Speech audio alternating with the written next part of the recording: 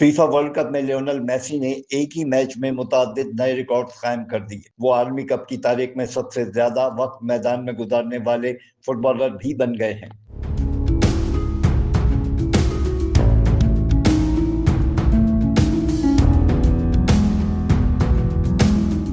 Argentine के superstar Lionel Messi ने एक बार फिर फुटबॉल की तारीख में अपना नाम सुनहरी हुरूफ में दर्ज करा दिया। वर्ल्ड कप के इब्तदाई 2 मैचेस में शानदार कारकर्दगी के बाद मेसी ने कई बड़े रिकॉर्ड तोड़ते हुए नई तारीख रकम की है। मेसी अब वर्ल्ड कप की तारीख में सबसे ज्यादा 18 गोल करने वाले खिलाड़ी बन गए हैं।